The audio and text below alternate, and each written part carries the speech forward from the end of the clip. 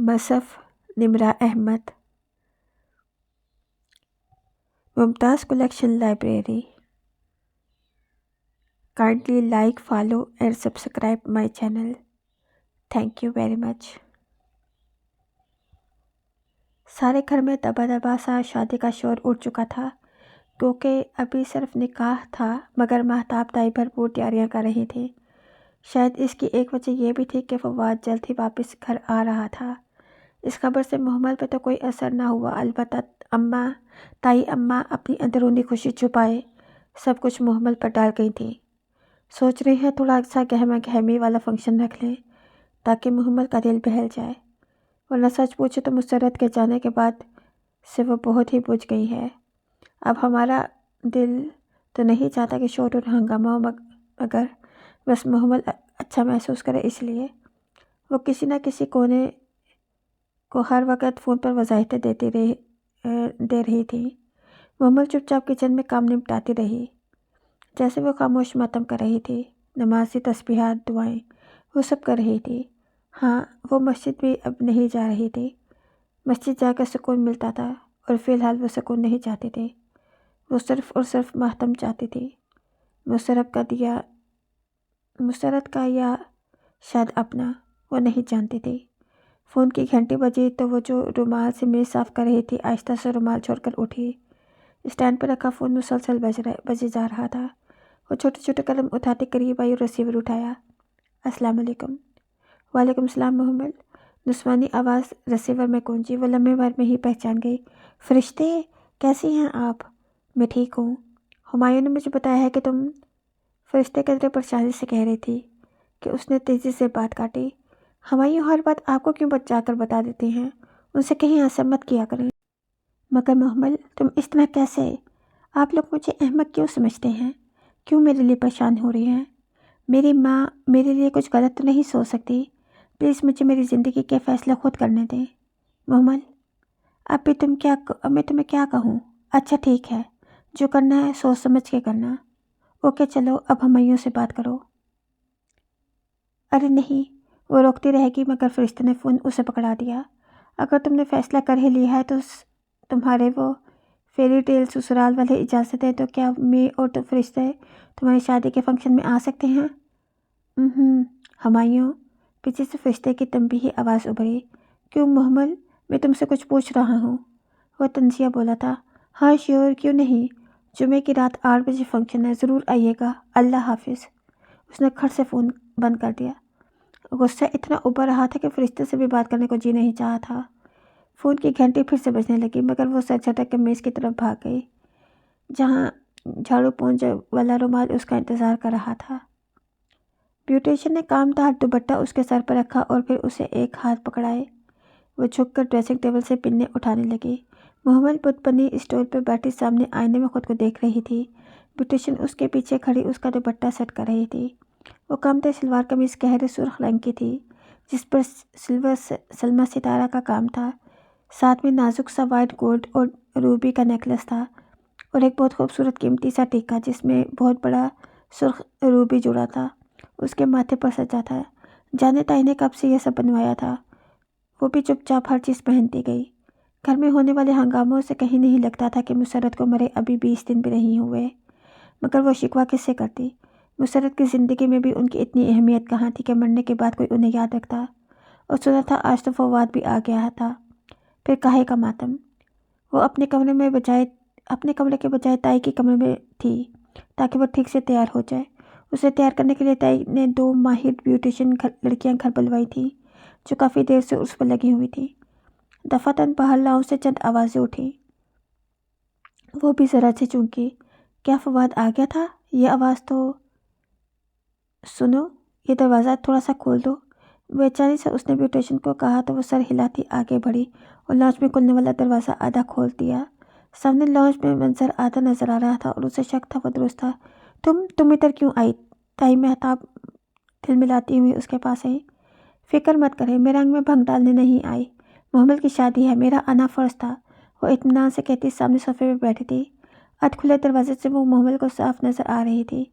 स्याह अबाई के ऊपर स्याह हिजाब के तंग हाले को चेहरे के गिरले पेटे वो बेनियाज से टांग पर टांग रखे بیٹھی اطراف کا جائزہ لے رہی تھی۔ محمل نے لمحے بھر کو محسوس کرنا چاہا کہ اسے فرشتے کے آنے سے خوشی ہوئی ہے، مگر اسے اپنے محسوسات بہت جامد لگے، برف کی طرح ٹھنڈے۔ اندر باہر خاموشی ہی خاموشی تھی۔ فرشتے آئے یا فواد، اب اسے کوئی فرق نہیں پڑتا تھا، مگر ہم تمہارا اس گھر سے تمہارا کوئی رشتہ تسلیم نہیں کرتے۔ نہ کریں، مجھے پرواہ نہیں۔ وہ اب ہاتھ میں پکڑے موبائل کے بٹن دباتی اس کی طرف یوں متوجہ تھی جیسے سامنے غصے سے بل کھاتی تائی مہتاب کی کوئی اہمیت نہ ہو۔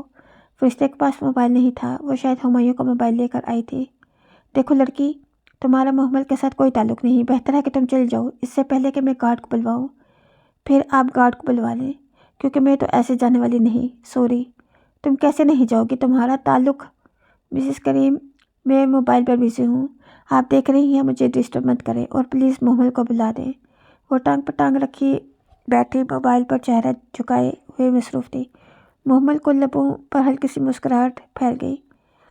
فرشتے بدتمیز یا بدلحاظ نہ تھی، بلکہ وہ اپنے اصلی ٹھنڈے اور باوقار انداز میں تائی کو بہت آرام سے جواب دے رہی تھی۔ البتہ محمل بدتمیزی کر جاتی تھی، اسے لگتا تھا کہ وہ کبھی بھی فرشتے کی طرح پر اعتماد اور باوقار نہیں بن سکے گی۔ محمل تم سے نہیں ملے گی، تم جا سکتی ہو۔ آغا جان کی آواز پر موبائل پر مصروف فرشتے نے چونک کر سر اٹھایا۔ وہ سامنے سے چلے آ رہے تھے، کلف کے لگے شلوار قمیض میں ملبوس، کمر پر باندھے ہاتھ غیظ و غضب کی تصویر بنے ہوئے تھے۔ السلام علیکم چچا کریم۔ وہ موبائل رکھ کر اٹھ کھڑی ہوئی، چہرے پر اصلی اعتماد اور سکون تھا۔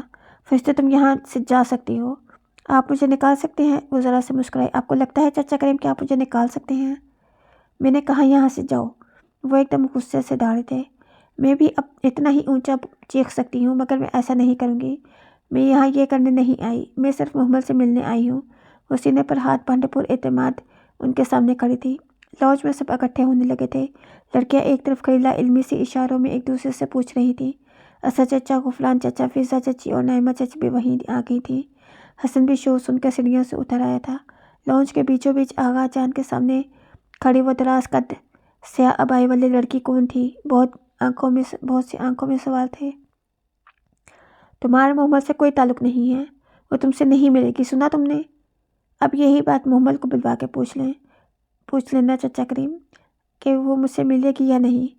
ہم تمہیں نہیں جانتے کہ تم کون ہو اور کہاں سے اٹھ کر آ گئی ہو، تم فوراً نکل جاؤ، ورنہ مجھ سے برا کوئی نہیں ہوگا۔ آغا جان، یہ کون ہے؟ حسن الجھا ہوا آگے بڑھا۔ تم بیچ میں مت بولو۔ انہوں نے پلٹ کر اتنی بری طرح سے جھڑکا کہ حسن خائف سا ہو گیا۔ ہٹو۔ بیوٹیشن کا ہاتھ ہٹا کر وہ اٹھی اور کامدار دوپٹہ سنبھالتے ننگے پاؤں باہر کو لپکی۔ آپ مجھ سے ملنے آئی ہیں؟ لاؤنج کے سرے پر رک کر بولی تو سر چونک کر اس کی طرف دیکھا۔ فرشتے ذرا سا مسکرائی۔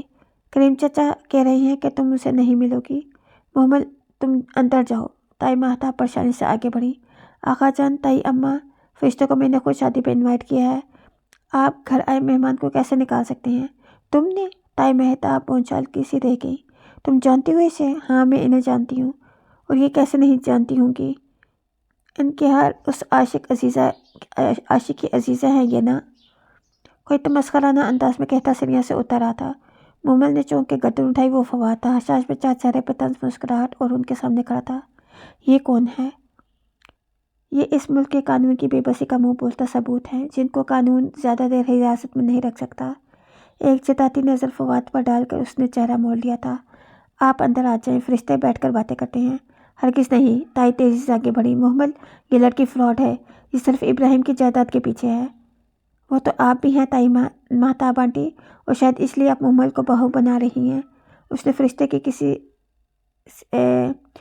سے اتنی درستی سے بات کرتے آج تک نہیں دیکھا تھا، مگر اسے حیرت نہیں ہوئی تھی۔ یہ ہمارا گھر کا معاملہ ہے، تم بیچ میں مت بولو۔ میں بیچ میں بولوں گی؟ محمل کے لیے میں ضرور بولوں گی۔ وہ بیٹھی اور محمل کو دونوں کندھوں سے تھام کر اپنے سامنے کیا۔ محمل، مجھے بتاؤ، ان لوگوں نے تمہارے ساتھ زبردستی کی ہے؟ یہ تمہیں کیوں مجبور کر رہے ہیں اس شادی پر؟ مجھے کسی نے مجبور نہیں کیا، یہ میرا اپنا فیصلہ ہے، میں خوش ہوں۔ فرشتے ایک دم چپ سی ہو گئے، اس کے شانوں پر اس کے ہاتھ ڈھیلے پڑ گئے۔ سن لیا تم نے، اب جاؤ۔ آغا جان نے استحضائیہ سر جھٹکا اور دروازے کی طرف اشارہ کیا، مگر وہ ان کی طرف متوجہ نہ تھی۔ محمل، تم نے اتنا بڑا فیصلہ اکیلے کیسے کر لیا؟ وہ دکھ سے اسے دیکھ رہی تھی۔ جب کسی کو اپنا مخلص دوست کہا جاتا ہے اور اپنے دوست کو محبت اور خلوص کے دعوے کیے جاتے ہیں تو اتنے بڑے فیصلوں سے قبل اسے مطلع کیا جاتا ہے۔ میں آپ کو بتانے ہی میں اپنی بات نہیں کر رہی۔ پھر کون وہ چونکہ کیا ہمایوں؟ اس کا نام اس نے بہت آہستہ سے لیا تھا۔ وہ مزید اس کے قریب آئی اور اس کی آنکھوں میں دیکھتے ہوئے بولی، میں اپنے مصحف کی بات کر رہی ہوں جس کے اتارنے والے سے تم نے سمعنا و اطعنا، ہم نے سنا اور اطاعت کی کا وعدہ کیا تھا۔ کیا تم نے اسے بتایا؟ فرشتے؟ وہ پلک جھپ کے اسے دیکھے رہی تھی۔ اللہ کو تو سب پتہ ہے، میں کیا بتاؤں؟ کیا تمہیں دن میں 5 بار اسے اپنی اطاعت کا بتانا نہیں پڑتا؟ پھر اپنے فیصلوں میں تم اسے کیسے بھول سکتی ہو؟ محمل ٹکر اس کا چہرہ دیکھنے لگی۔ اس کی سمجھ میں کچھ نہیں آ رہا تھا کہ فرشتہ کیا کہہ رہی ہے، کیا سمجھانا چاہ رہی ہے۔ مگر میں نے نماز تسبیح کچھ نہیں چھوڑا، میں ساری نمازیں پڑھتی ہوں۔ وہ دونوں بہت ہی مردم سرگوشیوں میں باتیں کر رہی تھی۔ لیکن کیا تم نے اس کی سنی؟ اس نے کچھ تو کہا ہوگا اس تمہارے فیصلے پر۔ فرشتہ نے ابھی تک اسے کندھوں سے تھام رکھا تھا اور وہ یک ٹک اسے تکے جا رہی تھی۔ محمل، تم اس کی باتیں سنتی تو صحیح، اسے پوچھتی تو صحیح۔ تم قرآن کھولو اور سورہ مائدہ کا ترجمہ دیکھو۔ اس کی آواز میں تعصب کھل گیا۔ محمل نے ایک جھٹکے سے اس کے ہاتھ اپنے شانوں سے ہٹائے۔ اسے لگا اسے بہت بڑی غلطی ہو گئی ہے۔ میں بھی آتی ہوں، آپ جائیے گا نہیں؟ وہ کامدار دوپٹہ کا پلو انگلیوں سے تھامے ننگے پاؤں بھاگتی ہوئی اپنے کمرے میں گئی۔ محترمہ، آپ جا سکتی ہیں۔ فواد نے اس کے دروازے کی طرف اشارہ کیا۔ یہ میرے باپ کا گھر ہے، اس میں ٹہلنے کے لیے مجھے کسی کی اجازت نہیں چاہیے۔ وہ رکائی سے کہتے ہوئے صوفے پہ بیٹھی اور پھر سے موبائل اٹھا لیا۔ فواد اور آغا جان ایک دوسرے کو دیکھا، نگاہوں میں اشاروں کا تبادلہ کیا اور پھر آغا جان بھی گہری سانس لیتے ہوئے صوفے پر بیٹھ گئے۔ تقریب کے شروع ہونے میں 2-2.5 گھنٹے رہتے تھے۔ مہمانوں کی آمد کا سلسلہ ابھی شروع نہیں ہوا تھا۔ محمل دوڑتے ہوئے قدموں سے اپنے کمرے میں آئی تھی۔ دروازے کی چرخی چڑھا کر وہ شیلف کی طرف لپکی۔ سب سے اوپر والے خانے میں اس نے سفید جلد والا مصحف رکھا تھا۔ اس نے دھڑکتے دل کے ساتھ دونوں ہاتھوں سے اوپر رکھا مصحف اٹھایا اور آہستہ سے اپنے دونوں ہاتھوں میں تھامے اپنے چہرے کے سامنے لائی۔ اسے سب یاد تھا، صرف یہ بھول گیا تھا کیوں۔ وہ اسے مضبوطی سے پکڑے بیڈ پر آ بیٹھی اور کور کھولا۔ وہ سورہ مائدہ کی آیت نمبر 106 آیت تھی۔ جس وقت کلاس میں مسرت کی موت کی خبر کی وجہ سے اسے بلوایا گیا تھا، اس وقت یہی آیت پڑھائی جا رہی تھی۔ اے ایمان والو، جب تم میں سے کسی کا موت کا وقت آ جائے اور وہ وصیت کر رہا ہو تو… چند الفاظ پڑھ کر اس کا دل بری طرح سے دھڑکا۔ اس نے زور سے پلکیں جھپکیں۔ کیا وہ سب کچھ واقعی ادھر لکھا تھا؟ وصیت، موت کا وقت، وصیت۔ مسرت نے مرتے وقت وصیت کی تھی۔ تمہارا رشتہ وسیم سے۔ بہت سی آوازیں ذہن میں گڑمٹ ہونے لگی۔ وہ سر جھٹک کے پھر سے پڑھنے لگی۔ اے لوگو جو ایمان لائے ہو، جب تم میں سے کسی کی موت کا وقت آ جائے اور وہ وصیت کر رہا ہو تو اس کے لیے شہادت کا نصاب یہ ہے کہ تمہاری جماعت میں 2 صاحب عدل آدمی گواہ بنائے جائیں، یا اگر تم سفر میں کی حالت میں ہو اور وہاں موت کی ایک مصیبت پیش آ جائے تو غیر لوگوں میں سے 2 گواہ لیے جائیں۔ پھر اگر ان کی بتائی ہوئی وصیت میں کوئی شک پڑ جائے تو نماز کے بعد دونوں گواہوں کو مسجد میں روک لیا جائے۔ وہ قسم کھا کر کہیں کہ ہم کسی فائدے کے عوض شہادت بیچنے والے نہیں ہیں، اور خواہ کوئی ہمارا رشتہ دار ہی کیوں نہ ہو، ہم اس کی رعایت کرنے والے نہیں، اور نہ خدا کا واسطے کی گواہی کو ہم چھپانے والے ہیں۔ اگر ہم نے ایسا کیا تو گناہ گاروں میں شمار ہوں گے۔ وہ ساکت سی الفاظ کو دیکھ رہی تھی۔ اس کی آنکھیں پترا گئی تھیں۔ قرآن کو تھامے دونوں ہاتھوں سے بے جان ہو گئے تھے۔ کیا وہ یہ سب کچھ یہاں لکھا تھا؟ مگر کیسے؟ وصیت، 2 افراد کی قسم کھا کر گواہی، رشتہ دار، یہ سب تو اس کے ساتھ ہو رہا تھا۔ وہ پلک تک نہ جھپک پا رہی تھی۔ اس کا دل جیسے روب سے بھر گیا تھا، روب کے اور خوف سے۔ یکایک اسے لگا اس کے ہاتھ کپ کپا رہے ہیں، اسے ٹھنڈے پسینے آ رہے ہیں۔ وہ بہت بھاری کتابیں، بہت بھاری، بہت وزنی، وہ جس کا بوجھ پہاڑ بھی نہیں اٹھا سکتے ہوں، وہ کیسے اٹھا سکتی تھی؟ اسے لگا اس کی اب ہمت جواب دے جائے گی، وہ اب مزید بوجھ نہیں اٹھا پائے گی۔ وہ عام کتاب نہیں تھی، اللہ کی کتاب تھی۔ اسے اللہ نے اس لیے خاص اس کے لیے اتارا تھا۔ ہر لفظ ایک پیغام تھا، ہر سطر ایک اشارہ تھی۔ اس نے اپنی اتنی زندگی ضائع کر دی، اس نے یہ پیغام کبھی نہیں دیکھا۔ محمل، تم نے اتنی عمر بیکار گزار دی۔ یہ کتاب لحاف میں لپیٹ کر بہت اوپر سے جانے کے لیے تو نہ تھی، یہ تو پڑھنے کے لیے تھی۔ ہر دفعہ کی طرح آج بھی اس کتاب نے اسے بہت حیران کیا تھا۔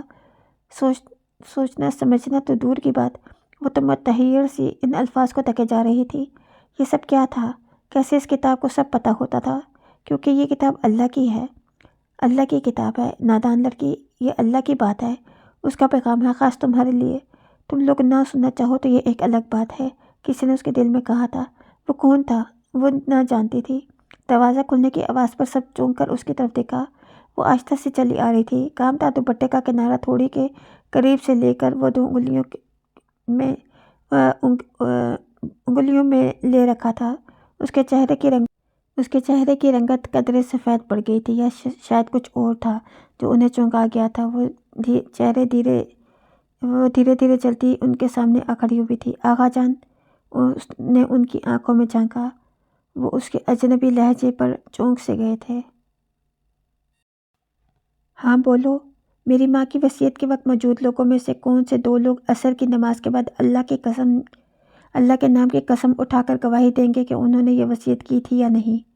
پل بھر کو لاؤنج میں سکون سا چھا گیا۔ فرشتے نے مسکراہٹ دبا کر سر نیچے کر لیا۔ آغا جان حیران سے کھڑے ہو گئے۔ کیا مطلب؟ آپ کو پتہ ہے سورہ مائدہ میں لکھا ہے نماز کے بعد آپ میں سے 2 لوگ اللہ کا نام کی قسم اٹھا کر گواہی دینی پڑے گی۔ یہ کیا بکواس ہے؟ وہ حسب توقع بھڑک اٹھے۔ تمہیں ہماری بات کا اعتبار نہیں ہے؟ نہیں ہے تم؟ وہ ضبط کرتے کرتے مٹھیاں بھینچ کر رہ گئے۔ تبھی فرشتے پر نگاہ پڑی تو اس نے فوراً شانے اچکا دیے۔ میں نے تو کچھ نہیں کیا کریم چچا۔ تم سے تو میں بعد میں۔ آپ لوگ گواہی دیں گے یا نہیں؟ اس کی بات کاٹ کر زور سے بولی تھی۔ پھر چہرے کا رخ صوفوں پہ بیٹھے نفوس کی طرف موڑا۔ کون تھا اس وقت آپ میں سے ادھر؟ کون دے گا گواہی؟ کون اٹھائے گا قسم؟ بولیے، جواب دیجیے۔ سب خاموشی سے ایک دوسرے کو دیکھنے لگے۔ اس کے سارے جواب مل گئے تھے۔ کاش وہ پہلے اس آیت کو پڑھ لیتی تو اتنا غلط فیصلہ نہ کرتی۔ صحیح کہتے ہیں، اللہ تعالیٰ ہماری بہت سی مصیبتیں ہمارے اپنے ہی ہاتھوں کی کمائی ہوئی ہوتی ہیں۔ تو آپ لوگوں نے مجھ سے جھوٹ بولا۔ بہت بہتر۔ مجھے اب یہ شادی نہیں کرنی۔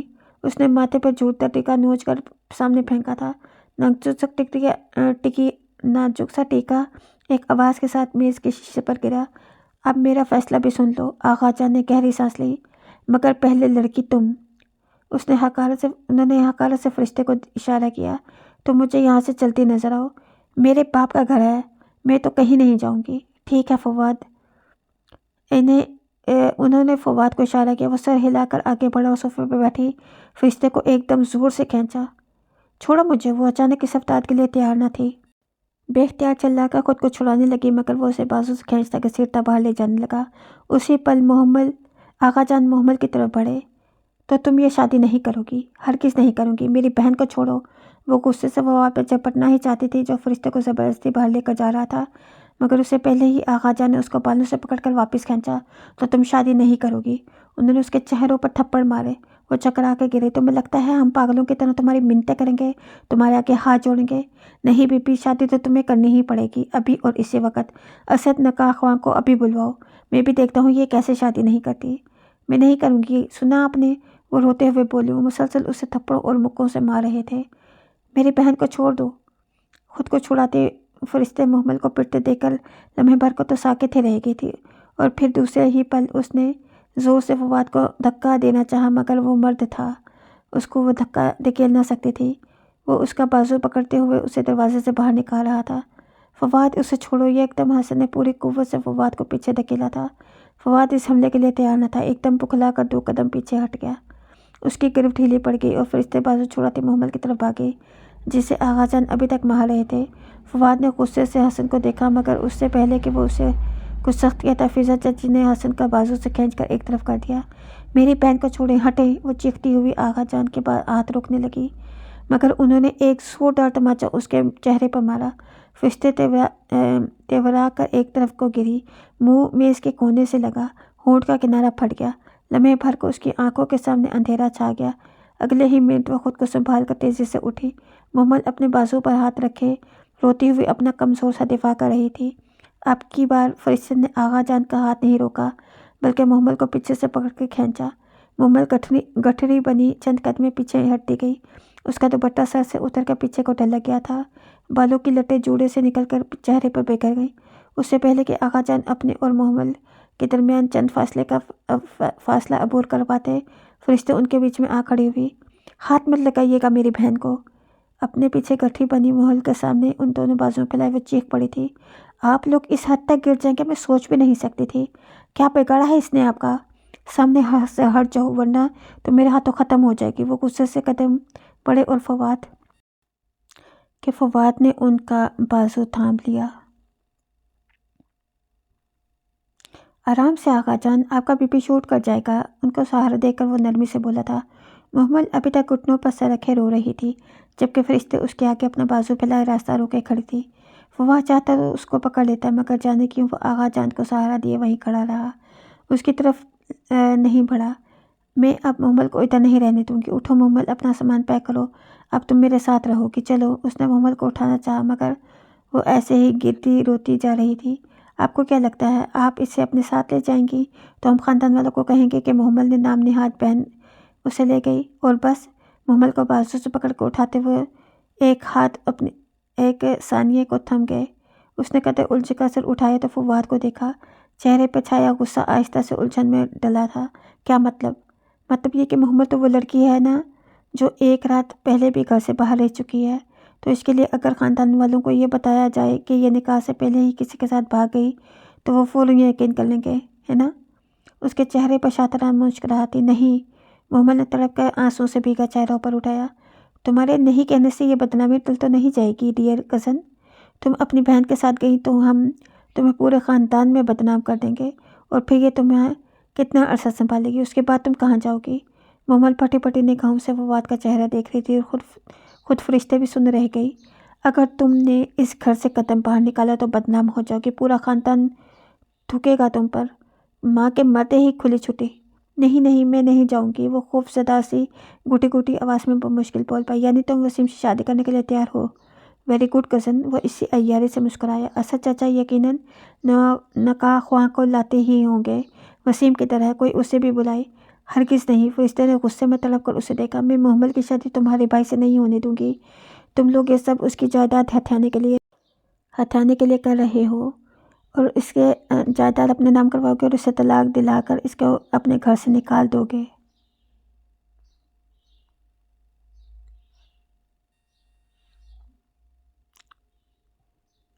ہاں بالکل، ہم یہی کریں گے، وہ بہت سکون سے بولا، گو کہ یہ فرشتے نے خود بات کہی تھی، مگر اسے فواد سے اعتراف کی توقع نہ تھی۔ وہ اپنی جگہ ششدر رہ گئی۔ تو تم واقعی؟ ہاں، ہم اس لیے تو محمل کی شادی وسیم سے کروانا چاہتے ہیں۔ فواد، آقا جان نے تنبیہی نگاہوں سے اسے روکنا چاہا۔ مجھے بات کرنے دیں آقا جان۔ ہاں تو محمل، ہم اس لیے تمہاری شادی وسیم سے کر رہے ہیں، تمہیں منظور ہے نا؟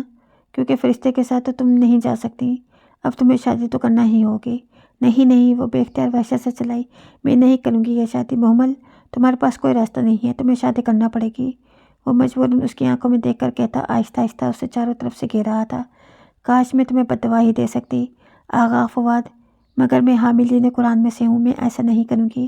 کیا تمہیں اللہ سے ڈر نہیں لگتا؟ فرشتے نے متنفر سے اسے دیکھا۔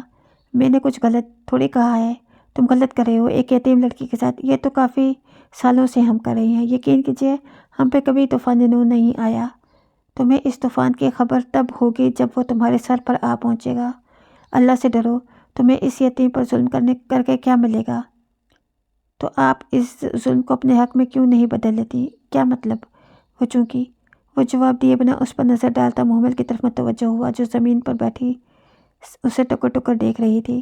ایک صورت میں وسیم سے تمہاری شادی روک دوں گا، اور چاہو تو تم اپنی بہن کے ساتھ چلے جاؤ، ہم خاندان والوں کو کچھ نہیں بتائیں گے۔ پھر فرشتے جہاں چاہے تمہاری شادی کروا دے، پورا خاندان اس میں شریک ہوگا۔ کیا تم وہ صورت اختیار کرنا چاہو گی؟ محمل کے چہرے پہ بے یقینی اتر آئی۔ وہ پلٹ جھپک کے فواد کو دیکھنے لگی۔ سدرا، میری سائڈ ٹیبل پر جو کاغذ پڑا ہے وہ لے کر آؤ، اور ساتھ پین بھی۔ اس نے مہرین اور ندا کے ساتھ دیوار سے لگی خاموش کھڑی سدرا کو اشارہ کیا، جو اس کی بات سن کر سر ہلاتے تیزی سے سیڑھیاں کی طرف لپکی۔ تم کیا کہنا چاہتے ہو؟ خطرے کا الارم فرشتے کو سنائی دے رہا تھا۔ یہی کہ محمل کی شادی رک سکتی ہے، وہ تمہارے ساتھ جا سکتی ہے اگر… اس نے سیڑھیوں سے اترتی سدرا کو دیکھا جو بھاگتی ہوئی آئی اور اسے کاغذ قلم پکڑا دیا۔ اگر تم دونوں بہنیں یہ پیپر سائن کر دو۔ یہ کیا ہے؟ فرشتے کا لہجہ محتاط تھا۔ مجھے معلوم تھا کہ آپ نکاح کے وقت ڈرامہ کرنے ضرور آئیں گی، اس لیے ہم نے پہلے سے ہی انتظام کر رکھا تھا۔ آپ کو کیا لگتا ہے ہمیں علم نہیں تھا کہ آپ محمل سے مل کر اسے کیا پٹیاں پڑھاتی ہیں؟ ہمیں سب پتہ تھا محترمہ، یہ بھی کہ محمل کب کب آپ کے کزن سے ملتی رہی ہے، مگر اس وقت کے اس وقت کے لیے ہم نے آنکھیں بند کر رکھیں۔ آپ کی کیا شرط ہے؟ وہ بات کریں، وہ سرد لہجے میں بولی۔ یہ فرشتے ابراہیم اور محمد ابراہیم کا اعلان دستبرداری ہے۔ اس گھر، فیکٹری، آغا ابراہیم کی منقولہ و غیر منقولہ جائیداد سے یہ دونوں بہنیں دستبرداری کا اعلان کرتی ہیں اور ہر چیز ہمارے حوالے کرتی ہیں۔ یہ کبھی بھی ہم سے کسی موروثی ملکیت سے حصہ نہیں مانگنے آئیں گی، اور آپ جانتی ہیں بدلے میں ہم وسیم کی شادی محمل سے نہیں کریں گے۔ آف کورس یہ آخری بات اس کاغذ میں نہیں لکھی گئی۔ فرشتے کے چہرے پہ پہلے الجھن ابھری اور پھر حیرت اور پھر واضح بے یقینی۔ تم ہمیں ہمارے حق سے ہمارے گھر سے بے دخل کرنا چاہتے ہو؟ بالکل صحیح، تم ایسا کیسے کر سکتے ہو آغا فواد؟ تم اس کی بے یقینی اور تحیر غصے میں بدل گیا تھا۔ تم یہیں ہمارے گھر میں سے بے دخل کیسے کر سکتے ہو؟ یہ ہمارا گھر ہے، ہمارے باپ کا گھر ہے، یہ ہمارا حق ہے۔ ہمیں ضرورت ہے پیسوں کی، محمل کی پڑھائی ہے اور پھر اس کی شادی کے لیے ہمیں ان کے لیے پیسوں کی ضرورت ہے۔ یہ ہمارا درد سر نہیں ہے۔ تم یہ سائن کر دو اور محمل کی جان وسیم سے چھوٹ جائے گی۔ مگر ہم اپنا حق کیوں چھوڑ دیں؟ کیونکہ ان سب پر میرے شوہر اور بیٹوں کا حق ہے۔ تائی مہتاب چمک کر کہتی ہوئی آگے بڑھی۔ ابراہیم کی وفات کے وقت یہ بزنس دیوالیہ ہو چکا تھا۔ میرے شوہر نے محنت کی اور اس بزنس کو اسٹیبلش کیا۔ اگر اتنے ہی محنتی تھے آپ کے شوہر اور بیٹے تو ابا کی ڈیتھ کے وقت یہ بے روزگار کیوں پہ رہے تھے؟ اور تم؟ وہ فواد کی طرف پلٹی۔ اور وارث تو اللہ نے بنائے ہیں، ہم کیسے اپنا حق نہ لیں؟ فرشتے بی بی، یہ پراپرٹی تو آپ کے لیے چھوڑنا ہی پڑے گی، آپ کو چھوڑنا ہی پڑے گی۔ بھی کچھ دن میں مہمانوں کی آمد شروع ہو جائے گی۔ شادی والا گھر ہے، ذرا سی بات کا پتنگڑ بن جائے گا، اور بدنامی کس کی ہوگی؟ صرف محمل کی۔ اول تو اس کو وسیم سے شادی کرنی ہی پڑے گی، لیکن اگر آپ یوں ہی اڑی رہی تو ٹھیک ہے، ہم خاندان میں کہہ دیں گے کہ محمل کسی کے ساتھ بھاگ گئی۔ کس کا خاندان چھوٹے گا؟ کس کا میکا بدنامی کے باعث چھوٹے گا؟ آپ خود فیصلہ کر سکتی ہیں۔ وہ کہتے کہتے ذرا رکا، وہ تعصب سے اسے دیکھ رہی تھی۔ آغا فواد، تمہیں اللہ سے ڈر نہیں لگتا؟ وہ ہولے سے مسکرایا۔ ہم کوئی غلط بات تھوڑی کر رہی ہیں، اپنا حق ہی مانگ رہے ہیں۔ خیر، دوسرا آپشن یہ ہے کہ آپ اور محمل اس پر دستخط کر دیں اور اپنے حق سے حصے سے دستبردار ہو جائیں۔ ہم باعزت طریقے سے شادی کینسل کر دیں گے۔ آپ محمل کو اپنے ساتھ لے جائیں اور آپ جس سے چاہیں جب چاہیں اس کا نکاح کرا دیں۔ ہم بھرپور شرکت کریں گے، بلکہ پورا خاندان شرکت کرے گا۔ یہ گھر محمل کا میکا رہے گا اور وہ جب چاہے ادھر آ سکتی ہے، مگر اس کی ملکیت میں آپ دونوں میں سے کوئی حصہ نہیں ہوگا۔ لیجئے۔ اس نے کاغذ اس کے سامنے کیے۔ کر دیجئے سائن۔ مگر فواد، آغا جان نے کچھ کہنا چاہا مگر تائی مہتاب نے ان کا بازو تھام لیا۔ اس سے بات کرنے دیں، وہ ٹھیک کہہ رہا ہے۔ فرشتے نے سر جھٹکا۔ آپ نے سوچ بھی کیسے لیا کہ میں آپ کی اس بلیک میلنگ میں آ جاؤں گی؟ بلکہ آپ کو تو اس کی بات ابھی ادھوری تھی کہ اپنے دائیں بازو پر ہاتھ پر دباؤ محسوس کیا۔ اس نے چونک کر دیکھا، محمل اس کا بازو پکڑ کر کھڑی ہو رہی تھی۔ اس کا کام تھا، دوپٹہ سر سے جھلک گیا تھا، بکھری لٹیں گالوں کو چھو رہی تھیں، آنسوؤں نے کاجل دھو ڈالا تھا۔ وہ بدقت فرشتے کا سہارا لے کر کھڑی ہوئی تھی۔ اس کے انداز میں کچھ تھا کہ اس کا ماتھا ٹھنکا، اور اس سے پہلے کہ فرشتے اس کو روک پاتے اس نے جھپٹ کر فواد کے ہاتھ سے کاغذ چھینا۔ کدھر کرنے ہیں سائن؟ بتاؤ مجھے، وہ ہذیانی کیفیت میں چلائی تھی۔ فواد ذرا سا مسکرا دیا اور اپنی انگلی کاغذ پر ایک جگہ پر رکھی۔ نہیں محمل، فرشتے کو جھٹکا لگا تھا۔ ہمارے پاس کئی راستے ہیں، ہمیں ان کی بلیک میلنگ میں آنے کی ضرورت نہیں ہے، مگر مجھے ہے۔ فرشتے، اب میں تنگ آ چکی ہوں، نہیں چاہیے مجھے کوئی جائیداد، کوئی مال اور دولت، مجھے کچھ نہیں چاہیے۔ لے لیں یہ سب کچھ، لے لیں۔ وہ دھڑ دھڑ سائن کرتی جا رہی تھی، آنسو اس کی آنکھوں سے برابر گر رہے تھے۔ فرشتے ساکت سی اسے دیکھے گئی۔ اس نے تمام دستخط کر کے کاغذ اور قلم فواد کی طرف اچھال دیا۔ لے لو سب کچھ۔ تم لوگوں کو اللہ سے ڈر نہیں لگتا؟ میں اب تم سے اپنا حق نہیں مانگوں گی، چھوڑتی ہوں میں اپنے سارے حقوق۔ وہ کہتے کہتے نڈال سی صوفے پر گر کے اور گہری سانس لینے لگی۔ وہ واقعی تھک چکی تھی، ٹوٹ چکی تھی۔ فواد نے کاغذ سیدھا کر کے دیکھا، پھر فاتحانہ مسکراہٹ کے ساتھ ارد گرد اور خاموش اور بے یقین بیٹھے حاضرین پر نگاہ دوڑائی، پھر فرشتے کی طرف پلٹا۔ محمد نے دستخط کر دیے، اب آپ بھی کر دیں۔ اس نے کاغذ قلم اس کی طرف بڑھایا، مگر فرشتے نے نہیں تھاما۔ وہ بھی ابھی سکتے کے عالم میں محمد کو دیکھ رہی تھی۔ دستخط کرو بی بی اور اسے لے جاؤ۔ مہتاب تائی نے آگے بڑھ کے اس کا شانہ ہلایا تو وہ چونکی، پھر ناگوارگی سے اس کا ہاتھ ہلایا اور فواد کے بڑے ہاتھ کو دیکھا۔ نہیں، تم محمل کو نفسیاتی طور پر گھیر کر بے وقوف بنا سکتے ہو، یہ چھوٹی ہے، کم عقل ہے، مگر فرشتے ایسی نہیں ہے۔ میں تمہاری بلیک میلنگ میں نہیں آؤں گی، میں ہرگز سائن نہیں کروں گی۔ اور میں کیوں کروں سائن؟ مجھے ضرورت ہے اپنے حصے کی، مجھے پی ایچ ڈی بھی کرنا ہے، مجھے باہر بھی جانا ہے۔ میں اس کی بات ادھوری رہ گئی۔ فواد نے کاغذ قلم میز پر پھینکا، صوفے پر بیٹھی محمل کو گردن سے دبوچ کر اٹھایا اور اپنے سامنے ڈھال کی طرح رکھتے ہوئے جانے کہاں سے پستول نکال کر اس کی گردن پہ رکھا۔ ابھی بھی نہیں کرو گی تم سائن؟ وہ غرایا۔ فرشتے سناٹے میں آ گئے۔ فواد نے بازو کے حلقے میں اس کی گردن دبوچ رکھی تھی۔ وہ شوق کے باعث کچھ کہنے کے قابل نہیں رہی تھی۔ سخت گرفت کے باعث اس کی آنکھیں ابل کر باہر آنے لگیں۔ وہ بے اختیار کھانسی۔ اپنی بہن سے کہو شرافت سے سائن کر دے، ورنہ میں گولی چلا دوں گا، اور تم نہیں جانتی کہ میں قانون کی بے بسی کا منہ بولتا ثبوت ہوں۔ یہی کہا تھا نا تم نے میرے بارے میں؟ اس کے کان کے قریب منہ لے جا کر اس نے بظاہر سرگوشی میں کہا۔ مگر سب کے کانوں تک اس کی سرگوشی پہنچ گئی۔ سب کو گویا سانپ سونگھ گیا۔ حسن نے آگے بڑھنا چاہا مگر فضا نے اس کا بازو پکڑ کر اپنی طرف کھینچا۔ کیا کر رہے ہو؟ اگر اس نے گولی چلائی تو یہ مر جائے گی۔ کیا تم یہی چاہتے ہو؟ انہوں نے بیٹے کا گھر تو وہ بے بسی سے کھڑا رہ گیا۔ بولو فرشتے، بی بی تم سائن کرو گی یا نہیں؟ اس نے پستول کی ٹھنڈی نالی محمل کی گردن پر چبھ ہوئی۔ وہ سسک کر رہ گئی۔ بولو فرشتے، وہ زور سے چیخا۔ نہیں، وہ جیسے ہوش میں آئی۔ میں سائن نہیں کروں گی۔ اس کا لہجہ اٹل تھا۔ میں 3 تک گنوں گا فرشتے۔ اگر میں نے گولی چلا دی تو تمہاری بہن تمہیں کبھی واپس نہیں ملے گی۔ فرشتے پلیز، محمل بلک پڑی۔ پلیز میری خاطر فرشتے، آج اپنا حق چھوڑ دیں۔ میں وعدہ کرتی ہوں اگر ضرورت پڑی تو میں بھی اپنا حق چھوڑ دوں گی۔ I promise. نہیں، میں سائن نہیں کروں گی۔ ٹھیک ہے، میں 3 تک گنوں گا۔ فرشتے نے دیکھا اس کی انگلی ٹرائیگر پر مضبوط تھی اور واقعی گولی چلانے والا تھا۔ 1 لمحے پھل کو اس کا دل دھڑکا۔ اگر کوئی وہ گولی چلا دے تو محمل مر جائے گی، پھر بھلے وہ ہمایوں کو بلائے، کورٹ کچہری میں گواہیاں دیتی پھرے، کچھ بھی کر لے، اس کی بہن واپس نہیں آ سکے گی۔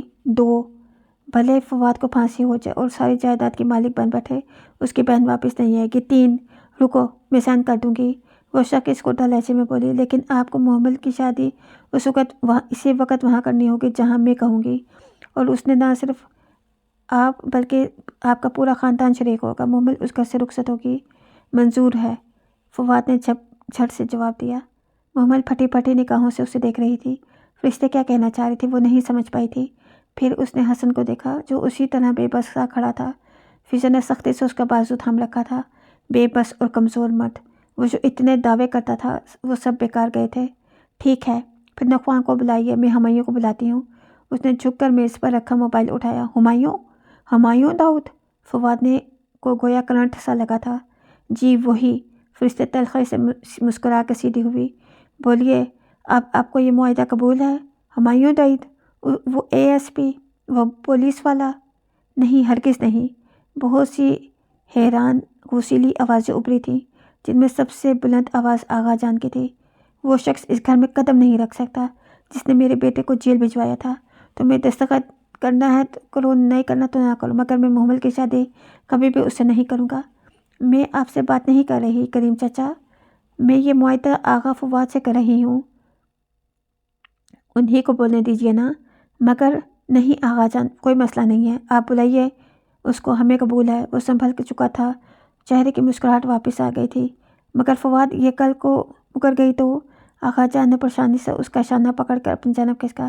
یہ نہیں مکریں گی، یہ تو ماشاءاللہ سے مسلمان ہیں، یہ وعدے سے نہیں پھریں گی۔ مسلمان کو توڑ کر کہتے ہوئے اس نے استہزائی مسکراہٹ فرشتے کی جانب اچھالی۔ وہ لب بھینجے تنفر سے اسے دیکھتی رہی۔ ٹھیک ہے، آپ بلائیے اپنے کزن کو، فنکشن تو آج ہی ہوگا۔ اسد اب تک نکاح خواں کا بندوبست کر چکا ہوگا، فرحان چچا نے مصروف سے لہجے میں کہتے دروازے کی طرف بڑھ گئے۔ ان کی جیسے جان چھوٹ گئی تھی۔ فضا نے بھی اپنا اطمینان اور خوشی چھپانی مشکل ہو رہی تھی۔ ان دونوں کو گویا اپنا بیٹا واپس مل گیا تھا، پھر بھی وہ حسن کا بازو مضبوطی سے تھامے کھڑی تھی۔ مگر اب شاید وہ رسی تلوا کر بھاگنے کے قابل نہ رہا تھا۔ اس کا آسرا تو ختم ہی ہو گیا تھا۔ آؤ اندر چلو۔ فرشتے نے تھکے انداز میں محمل کا ہاتھ پکڑا اور اسے اپنے ساتھ لیے اس کے کمرے کی طرف بڑھ گئی۔ سب گردن موڑ کر اسے جاتے دیکھنے لگے۔ پورے گھر میں ایک عجیب سی خاموشی دوڑ گئی تھی۔ وہ سب کسی خواب کی سی کیفیت میں ہوا تھا۔ شاید وہ ایک حسین خواب ہی تھا جس کی تعبیر اسے بہت بھاری قیمت چکانی پڑی تھی۔ بہت سارے خواب ٹوٹے پڑے تھے مگر اسے اسی وقت وہی صحیح لگا تھا۔ یہ نہ کرتی تو وہ لوگ اسے خاندان بھر میں بدنام کر دیتے، اس کے مرحوم ماں باپ کا نام اچھالا جاتا، یا پھر سب سے بڑی وجہ وہ تھی جو فواد کو بھی معلوم تھی، اور جس کو اس نے استعمال کیا تھا۔ محمل کی دکھتی رکھ کہ اس کا خاندان اس کو عزت سے بیاہ دے۔ اسے دولت سے زیادہ اپنا مقام اور عزت چاہیے تھی، اور فواد نے اس کی اسی دکھتی رکھ کو ایسے دبایا تھا کہ اس کا دل تڑپ اٹھا تھا۔ وہ فیصلہ جذباتی تھا مگر اسے صحیح لگا تھا۔ پھر جو ہوا جیسے نیند کی حالت میں ہوا۔ فرشتے اس کا چہرہ کلینزنگ سے صاف کر کے بیوٹیشین کے ساتھ اس کا دوپٹہ سیٹ کر رہی تھی۔ پھر وہ تائی مہتاب کے زیور اتار کے اس کی ماں کے زیور اسے پہنا رہی تھی۔ پھر وہ اس کا میک اپ کر رہی تھی۔ پھر وہ اس کی سینڈل کے اسٹریپ بند کر رہی تھی۔ پھر وہ مسکراتے ہوئے کچھ کہہ رہی تھی۔ پھر وہ بہت کچھ کر رہی تھی مگر اسے آواز نہیں آ رہی تھی۔ سارے آوازیں بند ہو گئی تھیں۔ سارے منظر دھندلا گئے تھے۔ بس وہ اپنے ہاتھوں کو دیکھتی بت بنی بیٹھی تھی۔ وہ خواب حسین تھا مگر اس کا دل خالی تھا۔ سارے جذبات گویا مر گئے تھے۔ خواہش کے جگنو کھو گئے تھے۔ یا شاید ہمیں خوشی سے محبت نہیں ہوتی، خوشی کی خواہش سے محبت ہوتی ہے۔ ہماری سب محبتیں خواہشات سے ہوتی ہیں، کبھی کسی کو پانے کی تمنا، کبھی کوئی چیز حاصل کرنے کی آرزو۔ شاید محبت صرف خواہش سے ہوتی ہے، چیزوں یا لوگوں سے نہیں۔ اس نے اپنی خواہش کو اپنے پہلو میں بیٹھے دیکھا مگر اس نے اپنا سر جھکا لیا تھا، سو زیادہ نہ دیکھ پائی۔ وہ اس جھکے سر کے ساتھ نکاح-نامے پر دستخط کرتی گئی۔ جب اس کا ہاتھ تھام کر فرشتے نے اسے اٹھا رہی تھی تو اس نے لمحے بھر کو اسے دیکھا جو سامنے لب بھینجے کھڑا تھا، براؤن شلوار کرتے میں ملبوس، سنجیدہ اور وجیہہ۔ اس نے نگاہیں جھکا لی۔ اسے اس کی سنجیدگی سے خوف آیا تھا۔ کیا وہ اس پر مسلط کر دی گئی تھی؟ انچاہی بے وقت بیوی۔ اس نے بے عزتی اور توہین محسوس کرنا چاہی مگر دل اتنا خالی تھا کہ اسے احساس بھی بیدار نہ ہوا۔ ارد گرد بہت سے لوگ بہت کچھ کہہ رہے تھے مگر اس کی سماعتیں بند ہو گئی تھیں۔ وہ سر جھکائے ہمایوں کی گاڑی کی بیک سیٹ پر بیٹھ گئی۔ اسے لگا اب زندگی کھٹن ہوگی، بہت کھٹن۔ وہ اس جہازی سائز کے بیڈ کے وسط میں سر گھٹنوں پر رکھے گمسم سی بیٹھی تھی۔ فرشتے کچھ دیر ہوئی اسے وہاں بٹھا کر جانے کہاں چلی گئی تھی، اور ہمایوں کو تو اس نے گاڑی سے نکل کر دیکھا ہی نہیں تھا۔ وہ تیزی سے اندر چلا گیا تھا اور پھر دوبارہ سامنے نہیں آیا تھا۔ اس کے دل میں عجیب عجیب سے خیال آ رہے تھے۔ وہ بار بار اعوذ باللہ پڑھتی مگر وسوسے اور وہم ستانے لگے تھے۔ شاید وہ اس سے شادی نہیں کرنا چاہتا تھا، شاید وہ اس پر مسلط کر دی گئی تھی، شاید وہ خفا تھا، شاید وہ اسے پسند نہیں کرتا تھا، بلکہ شاید وہ بات تک نہ کرے، شاید وہ اسے چھوڑ دے، شاید بہت سے شاید تھے جن کے آگے سوالیہ نشان لگے تھے۔ بار بار وہ شاید اس کے ذہن پہ پردے پر ابھرتے اور اس کے دل کو ڈبونے لگتا۔ وہ مایوس ہونے لگی تھی جب دروازہ کھلا۔ بے اختیار سب کچھ بھلا کر وہ سر اٹھائے دیکھنے لگی۔ وہ اندر داخل ہو رہا تھا۔ اس کا دل دھڑکنا بھول گیا، جانے وہ اب کیا کرے۔ وہ دروازہ بند کر کے اس کی طرف پلٹا، پھر اسے یوں بیٹھا دیکھ کر وہ ذرا سا مسکرایا۔ السلام علیکم، کیسی ہو؟ آگے بڑھ کر بیڈ کی سائڈ ٹیبل کا دراز کھولی۔ وہ خاموشی سے کچھ کہے بنا اسے دیکھے گئی۔ وہ اب دراز میں سے چیزیں الٹ پلٹ رہا تھا۔ تم تھک گئی ہوگی، اتنے بڑے ٹراما سے گزری ہو، پریشان مت ہونا، سب ٹھیک ہو جائے گا۔ وہ اب نچلے دراز میں کچھ تلاش کر رہا تھا۔ لہجہ متوازن تھا اور الفاظ یہ تو اس نے غور ہی نہیں کیا تھا۔ وہ بس اس کے ہاتھوں کو دیکھ رہی تھی جو دراز میں ادھر ادھر حرکت کرتے ایک دم رکے تھے، اور پھر اس نے ان میں سے ایک میگزین پکڑے دیکھا۔ کیا اس میں گولیاں بھی ہیں؟ کیا وہ مجھے مار دے گا؟ وہ عجیب سی باتیں سوچ رہی تھی۔ وہ میگزین نکال کر سیدھا ہوا۔ آئی ایم سوری محمل، ہمیں سب بہت جلدی کرنا پڑا اور میں جانتا ہوں تم اس کے لیے تیار نہیں تھی، وہ کہہ رہا تھا اور سانسیں روکے اس کے ہاتھ میں پکڑا میگزین دیکھ رہی تھی۔ میں ابھی آن ڈیوٹی ہوں اور مجھے ریڈ کے لیے جانا ہے۔ رات فرشتے تمہارے ساتھ رک جائے گی، میں پرسوں شام تک واپس آ جاؤں گا، تم پریشان نہ ہونا۔ وہ خالی نگاہوں سے اسے دیکھے گئی۔ عجیب سی شادی، عجیب سی دلہن اور عجیب سا دولہا۔ اسے اس کی باتیں بہت عجیب لگی تھیں۔ تم سن رہی ہو؟ اس کے سامنے بیڈ پر بیٹھا بغور اس کی آنکھوں میں دیکھ رہا تھا۔ وہ ذرا سی چونکی۔ جی۔ بے ساختہ نگاہیں جھکا لی۔ پھر پتہ نہیں وہ کیا کہتا رہا۔ محمل نگاہیں نیچے کیے سنتی رہی۔ الفاظ اس کے کانوں سے ٹکرایا گو کہ واپس پلٹ رہے تھے۔ کچھ سمجھ میں نہیں آ رہا تھا۔ وہ کب خاموش ہوا، کب اٹھ کر چلا گیا۔ اسے تب ہوش آیا جب پورٹ سے گاڑی نکلنے کی آواز آئی۔ اس نے ویران نظروں سے کمرے کو دیکھا۔ یہی وہ کمرہ تھا جس میں کبھی ہمایوں نے اسے بند کیا تھا۔ تب وہ سیاہ ساڑی میں ملبوس تھی، آج اس نے سرخ شلوار قمیص پہن رکھی تھی۔ عروسی جوڑا، عروسی زیورات، وہ دلہن تھی اور پتہ نہیں کیسی دلہن تھی۔ اس نے تو سوچا بھی نہ تھا کہ وہ اس کمرے میں یوں کبھی ہمایوں کی دلہن بن کر آئے گی۔ ہاں، فواد کے خواب اس نے کئی بار دیکھے تھے، مگر وہ اس کے دل کا ایک چھپا ہوا راز تھا۔ اس کی خبر شاید خود فواد کو بھی نہ تھی۔ اور حسن، اندر سے کسی نے سرگوشی کی۔ حسن کے لیے اس کے دل میں کبھی کوئی جذبہ نہیں ابھرا تھا۔ وہ اچھا ہی ہوا شام کو جب فواد نے اس کے نام کے ساتھ ہمایوں کا نام لیا تو کیسے وہ بالکل چپ ہو گیا تھا۔ وہ جو ہر موقع پر محمل کے حق کے لیے بولتا تھا، لڑتا تھا، اتنے اہم موقع پر یوں کیسے پیچھے ہو گیا تھا۔ وہ فیصلہ نہ کر سکی، اور فرشتے، اس نے کتنی بڑی قربانی دی تھی اس کے لیے۔ وہ کبھی بھی اس کا احسان نہیں اتار سکتی۔ وہ جانتی تھی اس نے اپنا حق چھوڑ دیا۔ کاش فرشتے بھی کبھی اسے موقع دے اور وہ اس کے لیے اپنا حق چھوڑ سکے۔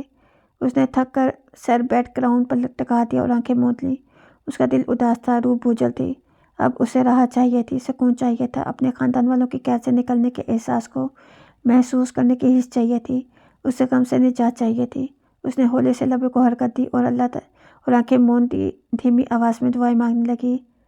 یا اللہ، میں آپ کی بندی ہوں اور آپ کے بندے کی بیٹی ہوں اور آپ کی بندی کی بیٹی ہوں۔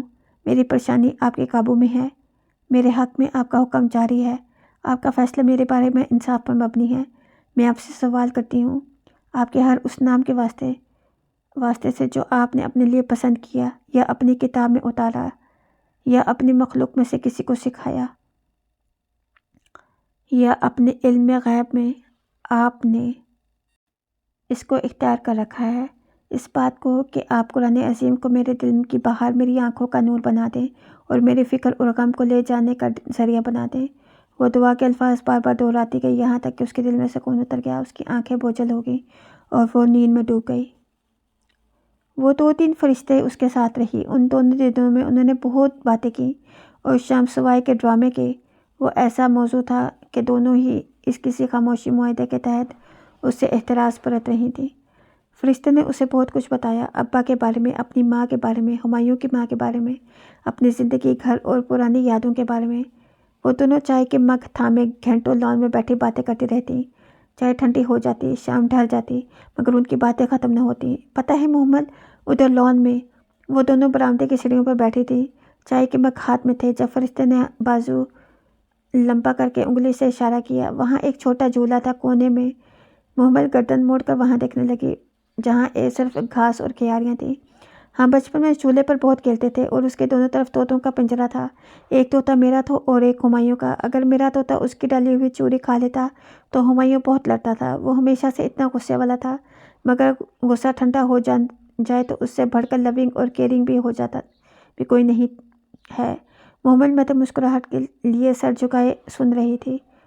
جب میں 12 سال کی ہوئی تو ابا نے مجھ سے پوچھا کہ میں ان کے ساتھ رہنا چاہتی ہوں یا اماں کے ساتھ۔ میں وقتی طور پہ ابا کے ساتھ جانے کے لیے راضی ہو گئی، مگر اس دن ہمایوں مجھ سے بہت لڑا۔ اس نے اتنا ہنگامہ مچایا کہ میں نے اپنا فیصلہ بدل دیا۔ چائے کا مگ اس کے دونوں ہاتھوں میں تھا اور وہ کہیں دور کھوئی ہوئی تھی۔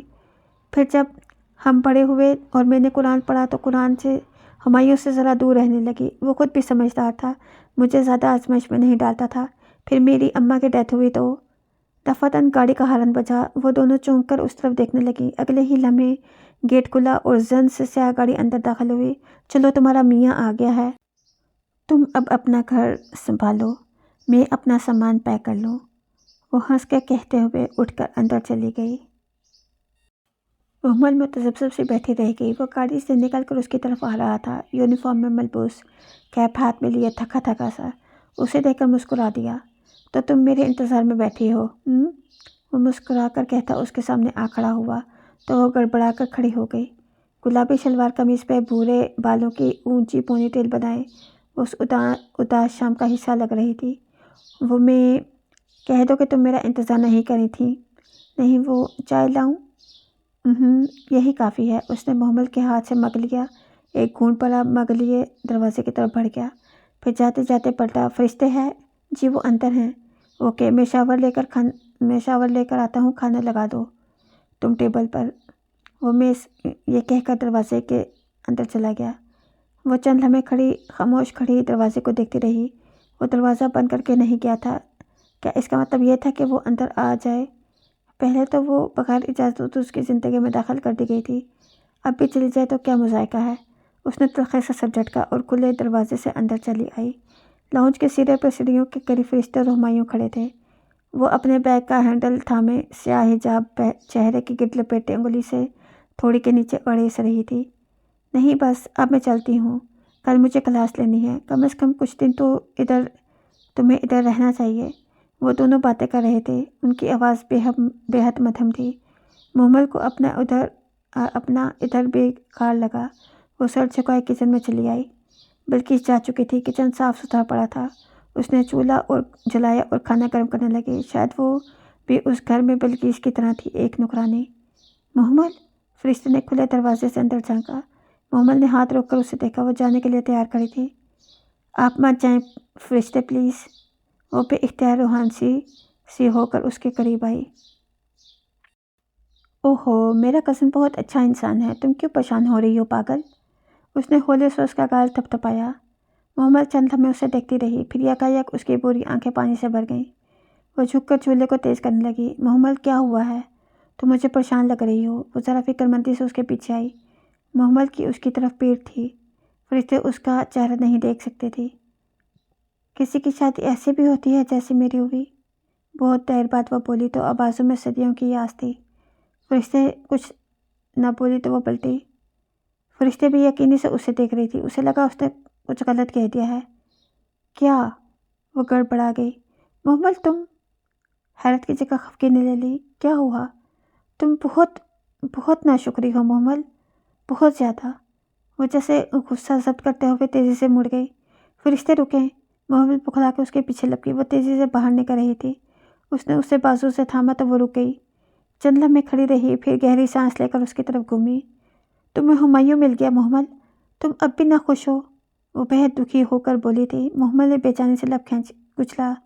فرشتے اسے غلط سمجھ رہی تھی۔ نہیں، میں صرف وہ خوشی کو محسوس کرنا۔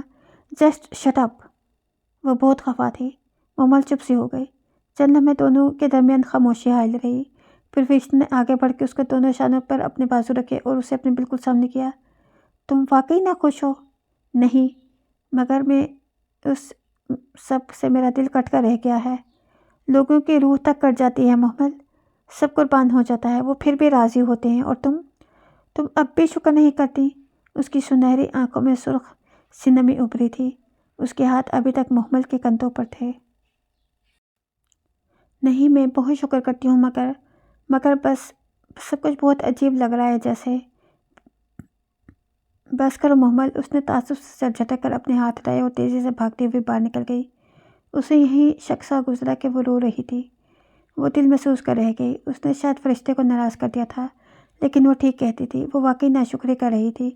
صرف زبان سے الحمدللہ کہنا کافی نہیں ہوتا، اصل اظہار تو رویے سے ہوتا ہے۔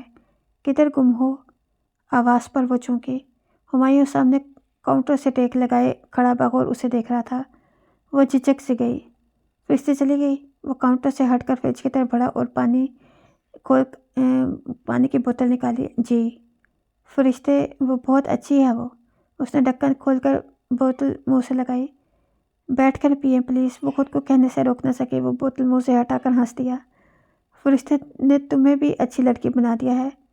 تو پہلے کیا میں بری تھی؟ وہ برا مان گئی۔ ارے نہیں، تم تو ہمیشہ سے ہی اچھی تھی، مسکرا کے کہتے ہی اس نے بوتل لبوں سے لگائی۔ محمل نے دیکھا وہ بیٹھا نہیں تھا، اب بھی کھڑا ہو کر پانی پی رہا تھا۔ خود کو بدلنا بھی آسان نہیں ہوتا، مگر دوسرے کو بدلنا بہت کٹھن ہوتا ہے۔ اچھا یہ بتاؤ، تمہارا دل کیوں کٹ کر رہ گیا؟ اف، وہ بری طرح چونکی۔ وہ تو شاور لینے گیا تھا، کب آ کر اس نے سب سن لیا، اسے تو پتہ ہی نہ چلا تھا۔ وہ دراصل اس کا دل زور سے دھڑکا۔ گھر سے کسی نے کال نہیں کی تو وہ کیوں کریں گے کال؟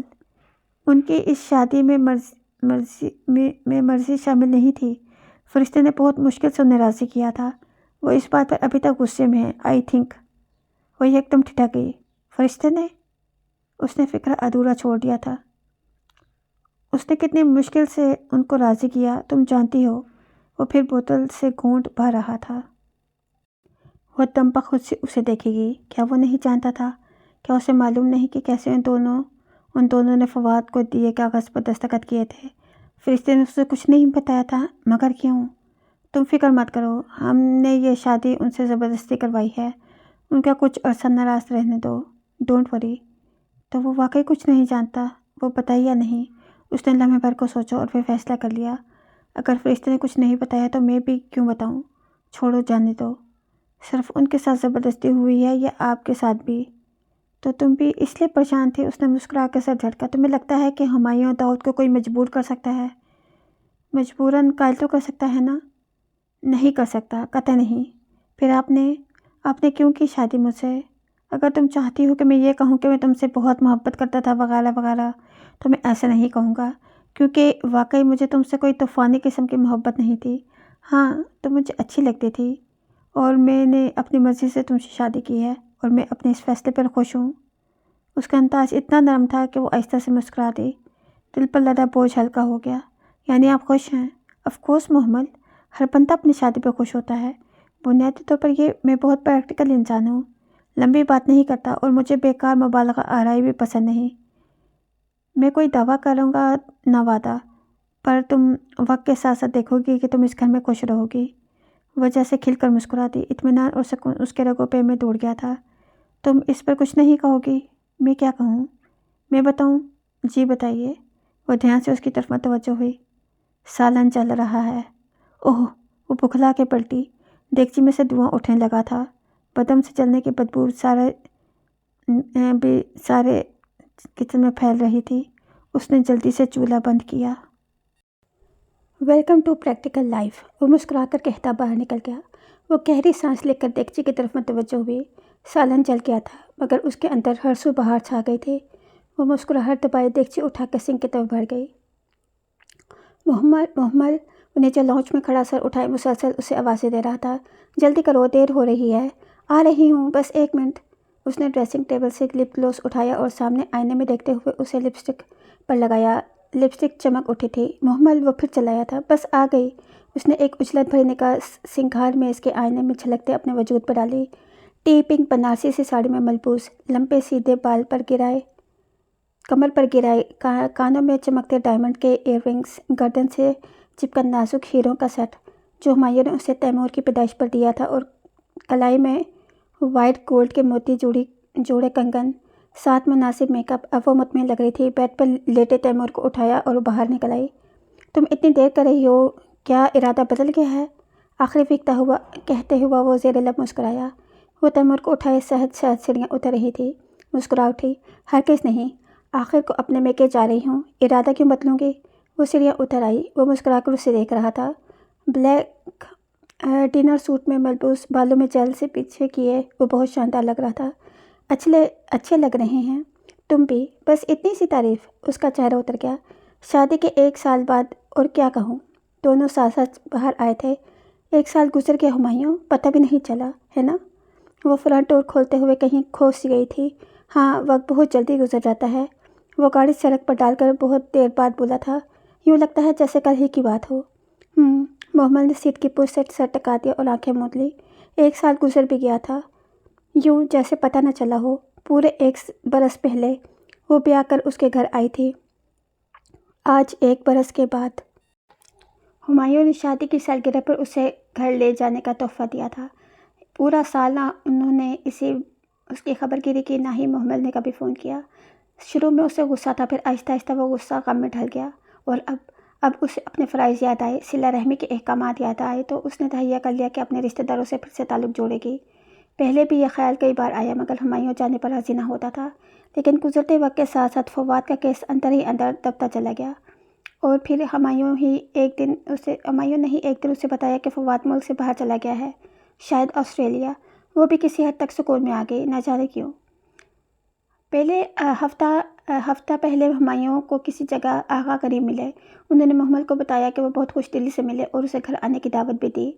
منافقت، دنیا داری اور اب وہ کس چیز کا بغض چہروں پر سجائے رکھتے۔ فواد تو باہر چلا گیا، جائیداد انہیں مل گئی، پھر ہمایوں داؤد جیسے بندے کو داماد کہنے میں کیا مذائقہ تھا، بلکہ فخر ہی تھا۔ ایک تبدیلی اور بھی آئی تھی، فرشتے اسکاٹ لینڈ چلی گئی تھی، PhD کرنا تھا اسے، خوب سارا علم حاصل کرنا تھا، پھر اس کا تھیسس اور بہت کچھ۔ وہ چلی گئی تو مسجد میں اس کی جگہ کسی اور نے لے لی، اور رہی محمل تو وہ آج بھی تیمور کو لے کر فجر کی نماز کے ساتھ ہی مسجد جاتی تھی۔ اس کے علم الکتاب کا ابھی آدھا سال باقی رہتا تھا۔ گاڑی رکی تو وہ چونک کر حال میں آئی۔ وہ آغا ہاؤس کے پورچ میں موجود تھی۔ وہ تیمور کو اٹھائے باہر نکلی اور گمسم سی ارد گرد نگاہ دوڑائی۔ لان کے کونے میں مصنوعی آبشار بن چکی تھی۔ گھر کا پینٹ بدل چکا تھا۔ پورچ کے ٹائلز بھی نئے اور قیمتی تھے۔ لاؤنج کے دروازے پہ مہتاب طائی اور آغا جان کھڑے تھے۔ محمل اور ہمایوں نے ایک دوسرے کو دیکھا اور پھر جیسے گہری سانس لے کر ان کی طرف بڑھے۔ شال اس نے ایک کندھے پر ڈالی تھی۔ بھورے سفید بال دونوں کانوں کے پیچھے اڑے سے تھے۔ پورچ کی مدھم لائٹ میں ان کے ڈائمنڈ سیٹ کے جگر جگر کرتے ہیرے چمکے تھے۔ محمل، یہ تم ہو؟ کیسی ہو؟ مہتاب طائی پرتپاک استقبال کے ساتھ آگے بڑھی تھی۔ محمل، میری بیٹی۔ آغا جان نے اس کے سر پہ ہاتھ رکھا۔ ان کی آنکھوں کے گوشے بھیگنے لگے۔ شاید انہیں احساس ہو گیا تھا کہ انہوں نے اس کے ساتھ کتنا ظلم کیا۔ دونوں چچیاں اور دوسری لڑکیاں بھی وہیں آ گئیں۔ وہ ان کے ساتھ ان کے سوالوں کے جواب دیتی اندر آئی۔ ایک تو ہمایوں کی شاندار پرسنالٹی، اوپر سے محمل کا بدلہ سجا سورا اور دولت اور آسائشوں کی فراوانی ظاہر کرتا سراپا۔ فضا نے تو اصلی میٹھے انداز میں تعریف کی، البتہ نائمہ کے ماتھے کے بلوں میں اضافہ ہی ہوتا چلا گیا اور وہ اپنی جلن چھپا نہ پا رہی تھیں۔ لاؤنج کا بھی حلیہ پتلا ہوا تھا۔ قیمتی فانوس، پردے، بیش قیمت ڈیکوریشن پیسز۔ گو کہ پہلے بھی وہاں ہر چیز قیمتی ہوتی تھی، مگر اب تو جیسے پیسے کی ریل بیل ہو گئی تھی۔ ایک ایک کونا چمک رہا تھا۔ شاید اب انہیں کھلا اختیار جو مل گیا تھا۔ سترہ باجی کدھر ہیں؟ اور آرزو؟ صوفے پہ بیٹھے ہوئے اس نے متلاشی نگاہ ادھر ادھر دوڑائی۔ سترہ کی تو دسمبر میں شادی ہوگی، وہ کینیڈا چلی گئی، طائی مہتاب نے فخر سے بتایا۔ چہرے پر اسے نہ بلانے کی کوئی ندامت نہ تھی۔ اس کا دل اندر ہی اندر ڈوب کر ابھرا۔ وہ غلط تھی۔ ان کو کوئی شرمندگی نہیں تھی، بلکہ نعمتوں کی بے پناہ بارش نے انہیں مزید مغرور بنا ڈالا تھا۔ مہرین کا نکاح پچھلے ماہ ہوا ہے۔ لڑکا ڈاکٹر ہے، انگلینڈ میں ہوتا ہے، اسی سال شادی کریں گے۔ اچھا، ماشاءاللہ۔ وہ دل سے خوش ہوئی، مگر الجھن بہرحال تھی۔ انہوں نے اس کے ساتھ کتنا ظلم کیا، پھر بھی ان کی خوشیوں میں اضافہ کیوں ہوتا چلا گیا؟ ندا کی بھی منگنی ہو گئی، فضا چچی کیوں پیچھے رہتی؟ وہ بھی ڈاکٹر ہے، سوریا کی رائل فیملی میں ڈاکٹرز میں سے ہے۔ سامیہ کی بھی آج کل ہی بات چل رہی ہے۔ اور آرزو؟ یوں ہی اس کے لبوں سے پھسل پڑا۔ نگاہ سب سے الگ بیٹھی نائمہ چچی پہ جا پڑی۔ ان کی کوفت میں جیسے مزید اضافہ ہوا تھا۔ رشتوں کی لائن لگی ہے میری بیٹی کے لیے، ہر دوسرے دن کسی شہزادے کا رشتہ آ جاتا ہے۔ وہ ہاتھ نچا کر بہت چمک کر بولی تھیں۔ مگر وہ مانے بھی تو؟ فضا چچی نے دھیمی سرگوشی کی۔ آواز یقیناً نائمہ چچی تک نہیں گئی تھی، مخاطب محمل ہی تھی۔ وہ سن کر ذرا سی چونکی تو فضا چچی مغرور معنی خیز انداز میں مسکرائیں۔ آرزو باجی کدھر ہیں؟ نظر نہیں آ رہی؟ اس نے دوسری دفعہ پوچھا تو نائمہ چچی اٹھیں اور پیر پٹکتی وہاں سے نکل گئیں۔ انہیں کیا ہوا؟ اس نے حیرت سے طائی مہتاب کو دیکھا، جنہوں نے استہزائیہ مسکراہٹ کے سر سے جھٹکا۔ بیٹی کا دل آ گیا ہے کسی پر، اب مان کے نہیں دے رہی۔ اچھا؟ اسے حیرت ہوئی۔ اسی پل سیڑھیوں سے اترتے ہوئے کوئی رکا۔ آہٹ پہ محمل نے نگاہ اٹھائی اور بے اختیار شال کا پلو سر پر ڈال دیا۔ حسن محبوب سا کھڑا اسے دیکھ رہا تھا۔ کف کا بٹن بند کرتے اس کے ہاتھ وہیں رک گئے تھے۔ السلام علیکم حسن بھائی۔ وہ خوش دلی سے مسکرائے تو وہ چونک پڑا، پھر سر جھٹک کر آخری زینہ اترا۔ وعلیکم السلام، کیسی ہو محمل؟ کا بھائی؟ وہ ان کی طرف چلا آیا تھا۔ یہ تمہارا بیٹا ہے یا بیٹی؟ بیٹا ہے، تیمور۔ اس نے جھک کر تیمور کو پیار کیا، پھر سیدھا ہوا۔ اکیلی آئی ہو؟ ارے نہیں، ہمایوں اس کے ساتھ آیا ہے، تمہارے آغا جان کے ساتھ ڈرائنگ روم میں بیٹھا ہے، جاؤ مل لو۔ طائی مہتاب کے کہنے پر وہ سر ہلا کر ڈرائنگ روم کی طرف بڑھ گیا۔ حسن بھائی کی کہیں منگنی وغیرہ نہیں کی چچی؟ وہ سادے سے لہجے میں فضا سے مخاطب ہوئی۔ اسے لگا کہ وہ اس کا روگ لیے ابھی تک بیٹھا ہوگا۔ ارے نہیں، حسن کی تو شادی بھی ہو گئی۔ میری بھانجی طلت یاد ہے نا تمہیں؟ اسی سے آج کل وہ میکے گئی ہوئی ہے۔ سامیہ، انہوں نے بیٹی کو پکارا، جاؤ حسن کی شادی کا البم لے آؤ۔ محمل کو واقعتاً جھٹکا لگا تھا، مگر پھر وہ سنبھل گئی۔ وہ جوگ لینے والا بندہ تو نہ تھا، کمزور مرد جو کبھی اس کے لیے مضبوط سہارا نہ بن سکتا تھا، لیکن بھلا اسے اس کے سہارا چاہیے بھی کیوں تھا؟ کبھی بھی نہیں۔ اس کی تو حسن کے ساتھ کبھی بھی کوئی وابستگی، جذباتی وابستگی نہ رہی تھی، سو افسوس بھی نہ تھا۔ پھر انہوں نے اسے حسن اور سدرا کی شادیوں کے البم دکھائے۔ وہ تو سجاوٹ اور دھوم دھام دیکھ کر حق تک رہ گئی۔ دلہنوں کے عروسی لباس اور زیورات تو ایک طرف محض ایونٹ ڈیزائننگ پر پیسہ پانی کی طرح لٹایا گیا تھا، انہیں محمل نے وہ سب کچھ خود دیا تھا۔ اب بھلا وہ کیوں اس کا پرتپاک استقبال نہ کرتے؟ ڈنر بہت پرتکلف تھا۔ آغا جان اور ہمایوں کے انداز سے لگ رہا تھا کہ ان کی گہری دوستی رہی ہے۔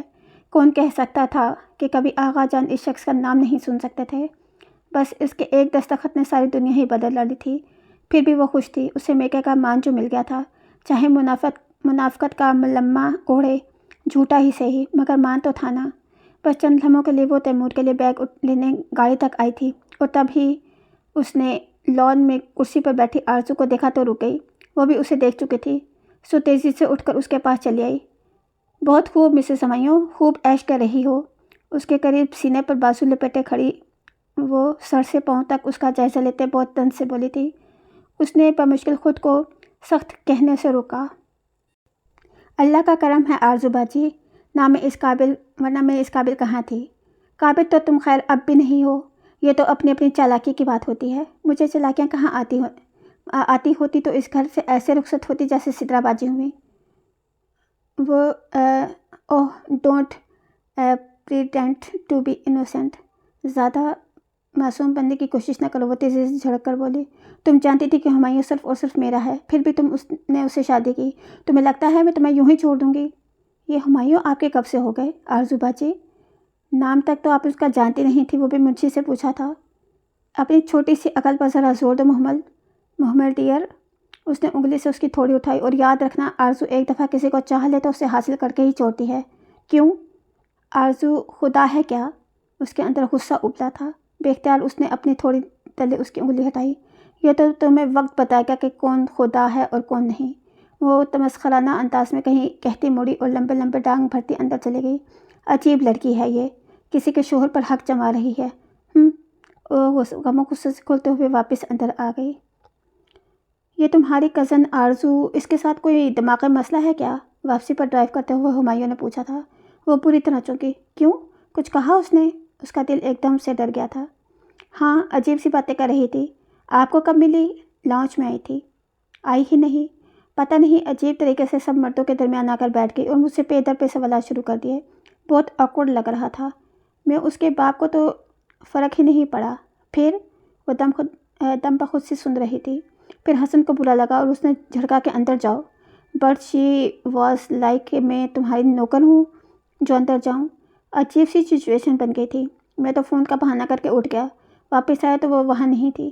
کوئی مسئلہ ہے اس کے ساتھ؟ پتہ نہیں، وہ لب کچل کر رہ گئی۔ ایک بات کہوں محمل؟ کہیے۔ یہ مت سمجھنا کہ میں لالچی ہوں، مگر حق ہوتا ہے۔ تم نے دیکھا وہ لوگ کس طرح تمہاری جائیداد پر عیش کر رہے ہیں، تمہیں ان سے اپنا حصہ مانگنا چاہیے۔ رہنے دیں، مجھے کچھ نہیں چاہیے۔ وہ کھڑکی سے باہر دیکھنے لگی۔ ہمایوں شانے اچکا کر ڈرائیو کرنے لگا۔ وہ ہمایوں کو کیسے بتاتی کہ اس کے لیے وہ اپنا حق پہلے ہی چھوڑ چکی ہے؟ آخر کسی نے چھپایا تو اس کی کوئی نہ کوئی وجہ ضرور ہوگی۔ وہ اندر سے ایک دم بہت ہی افسردہ ہو گئی تھی۔ سو بیگ میں رکھا قرآن شریف نکالا جس کے سفید کور پر میم لکھا تھا۔ میں نے ادھر یہ کیوں لکھا ہے؟ وہ ہر دفعہ قرآن کھولنے پر اپنا نام میم پڑھ کر سوچتی اور پھر اسے یاد نہ آنے پر شانے اچکا کر آگے پڑھنے لگتی۔ اس نے صبح کی تلاوت پر لگائے گئے بک مارک سے کھولا، سب سے اوپر لکھا تھا، اور اس نے عطا کیا تم کو ہر اس چیز سے جو تم نے اس سے مانگی تھی، اور اگر تم شمار کرو اللہ کی نعمت کو تو اسے ہرگز شمار نہیں کر سکتے۔ بے اختیار اس کے لبوں پر مسکراہٹ بکھر گئی۔ کیوں مسکرا رہی ہو؟ وہ ڈرائیو کرتے ہوئے حیران ہوا تھا۔ نہیں، کچھ نہیں۔ اس کے دل کو تسلی ہو گئی تھی، سو قرآن بند کر کے رکھنے لگی۔ اسے واقعی ہر وہ چیز مل گئی تھی جو کبھی اس نے مانگی تھی۔ بتاؤ نا۔ اصل میں میرے لیے بڑی پیاری آیت اتاری تھی اللہ تعالیٰ نے وہی پڑھ کر بہت پیار آیا تھا۔ وہ سر جھٹک کر ہنس دیا۔ ہنسے کیوں؟ Come on Mahmal, it's all in your mind. کیا؟ وہ حیران ہوئی اور الجھی بھی۔ محمل، وہ آیات تمہارے لیے نہیں تھی، یہ الہامی کتاب ہے، اوکے؟ اتنا کیجولی ٹریٹ مت کیا کرو اسے۔ یہ قرآن پاک ہے، اس میں نماز روزے کے احکام ہیں۔ It's not about you. اس نے موڑ کاٹا۔ کلی شاہراہ رات کی اس پہر سنسان پڑی تھی۔ وہ سکتے کے عالم میں اسے دیکھ رہی تھی۔ تم دیکھو محمل، ایک ہی تصویر کو ایک شخص اپنے زاویے سے دیکھتا ہے۔ مثلاً نقاد اس کی خامی ڈھونڈے گا، شاعر اس کے حسن میں کھو جائے گا، سائنسدان اس کی کسی اور طرح سے اسے دیکھے گا۔ It's all in your mind. نہیں ہمایوں، قرآن میں وہی کچھ ہوتا ہے جو میں سوچتی ہوں، اس لیے کہ تم وہی پڑھنا چاہتی ہو۔ تمہیں ہر چیز اپنے لیے سے ہی ریلیٹڈ لگتی ہے کیونکہ تم اسے خود سے ریلیٹ کرنا چاہتی ہو محمل۔ یہ سب تمہارے ذہن میں ہے، یہ الہامی کتاب ہے، اس میں تمہارا ذکر نہیں ہے۔ Try to understand. دفتن اس کے موبائل کی گھنٹی بجی۔ اس نے ایش بورڈ پر رکھا मोबाइल उठाया, चमकती स्क्रीन का नंबर देखा और फिर बटन दबा कर कान से लगा लिया। जी राना साहब, वो महवे गुफ्तगू था। मोहम्मद ने गुमसुम से निगाह उसमें डाले, उस पर सोए हुए तैमूर पर डाली और फिर हाथों में पकड़े कुरान को देखा, जिसको वो गोद में अभी बैग में रखने ही लगी थी। उसे लगा वो हुमायूं की बात से उसकी जान निकल गई थी, रूह खींच ली थी। वो लम्हे भर में खोखली हो गई, उसका दिल खोखला हो गया, ख्याल खोखला हो गया, उम्मीद खोखली होगी। तो क्या इतना अरसा वो ये सब तसव्वुर करती आई थी? वो वही पढ़ती थी जो पढ़ना चाहती थी, उसे वही दिखाई देता था जो उसकी ख्वाहिश होती। हर चीज़ का मन चाहा मतलब निकालती थी। उसका दिल जैसे पाताल में गिरता था। हुमायूं अभी तक फ़ोन में मसरूफ़ था, मगर उसे उसकी आवाज़ सुनाई नहीं दे रही थी। सब आवाज़ जैसे बंद हो गई थी। वो गुमसुम सी किताब हाथों में पकड़े कुरान पाक को देखने गई, फिर दरमियान से खोला। वो सफ़े सामने रोशन हो गए। पहले सफ़े के वस्त में लिखा था, और बेशक हमने इसे नाजिल किया है, और बेशक इस कुरान में ज़िक्र है तुम्हारा। इससे आगे पढ़ा ही नहीं गया। वो फिर से जैसे जी उठी, सारी उदासी वीरानी हवा हो गई। दिल फिर से मुनव्वर हो गया। अब उसे किसी के नज़रिया या राय को खुद पर मुसल्लत नहीं करना था। उसे उसका जवाब नज़र आ गया था, दलील मिल गई थी। मुस्कुराहट लहबों पर बिखेरे उसने इख्तियार से कुरान को संभाल कर वापस बैग में रखा और जिप बंद कर दी। फिर सरसीट की पुश्तें टका कर आंखें मूंद लीं। उससे हुमायूं से कोई बहस नहीं करना थी, उसे कुछ नहीं समझाना था। वो उसे समझा ही नहीं सकती थी कि अक्सर लोग नहीं जानते, नहीं मानते। सुबह नई से उतरी थी। चिड़ियाँ चहचहाते हुए अपनी मंजिलों की तरफ उड़ रही थीं। रात बारिश खुल के बरसी थी, सो सड़क अभी तक नम थी। स्याह बादल अभी नीले चादर से कदरे सिर गए थे और मौसम खासा खुशगवार हो गया था। वो गेट पार करके बाहर निकली तो दरख्तों के बाढ़ के साथ नौमी साइकिल दौड़ाता आ रहा था। वो तैमूर की प्राम ठेकेलती सड़क के आगे बढ़ने लगी। उसका रुख नौमी की तरफ था। मोहम्मद बाजी अस्सलाम वालेकुम। नौमी उसे देखकर चमक उठा, तेज़ी से साइकिल भगाता उसकी तरफ आया। वो कॉलोनी के उन बच्चों में से था जिन्हें शाम को मोहम्मद अपने घर में जमा करके नाजरा पढ़ाती थी। वालेकुम अस्सलाम। सुबह किधर जा रहे हो नौमी? वो रुक कर गई थी। हमारे स्कूल में छुट्टियां हो गई हैं ना, तो सुबह फारिग होता हूँ, इसलिए अपनी उल्टी पी कैब सीधी की। अब वो साइकिल रोक कर उसके साथ खड़ा था। हन्नान और राहम वगैरह का भी जी बाजी सबका ऑफ हो गया है, तो फिर यूँ किया करो कि आइंदा सुबह फजर के बाद क्लास रख लें। बाजी मैं तो आ जाऊँगा, मगर राहिम वगैरह, उसने मुतज़ब्ज़ब सा अपने हमसाय का नाम लिया, वो नहीं आएंगे। आप उससे खुद ही बात कर लीजिएगा। नौमी बाइक दौड़ाता दूर निकल गया। उसका इरादा सामने मदरसा जाने का था, मगर फिर नुक्कड़ पर छल्ली वाला नज़र आ गया था। बारिश के बाद ठंडा सुहाना मौसम और भुने हुए दाने। वो ना रह सकी और पराम धकेलती नुक्कड़ पर खड़ी रेडी की तरफ बढ़ गई। सड़क सुनसान पड़ी थी। छल्ली वाला भी खामोशी से सर झुकाए रेत गर्म कर रहा था। वो पराम धकेलती आहिस्ता आहिस्ता कदम उठा रही थी। उसे याद आया उसने आज सुबह की दवाएं नहीं पढ़ी थी।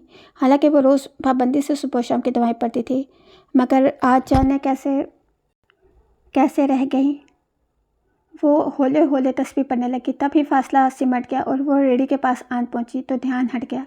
एक छल्ली बना दो और साथ में 5 रुपए के दाने भी, और मसाला भी ज़्यादा हो। उसकी तस्बीह अधूरी रह गई।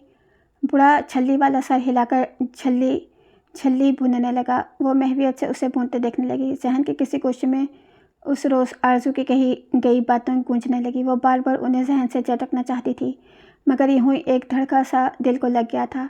बस ऐसे ही उसका दिल घबरा सा जाता। वो नींद में डर जाती, जाने क्या बात थी। 10 रुपये हुए बेबी? बूढ़े शख्स की आवाज़ पर वो चौंकी, फिर सर झटक कर हाथ में पकड़ा पाउच खोला। अंदर पैसे और चंद कागज़ बिल वगैरह रखे थे।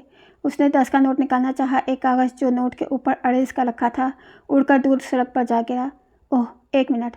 वो 10 का नोट उसके हाथ पर रखकर तैमूर की पराम वहीं छोड़े दौड़ती हुई गई, जहाँ सड़क के वस्त में वो मुड़ा तुड़ा सा कागज़ पड़ा था। उसने झुककर कागज़ उठाया और उसे खोलकर पढ़ा, फिर तहरीर पर देखकर मुस्कुरा दी।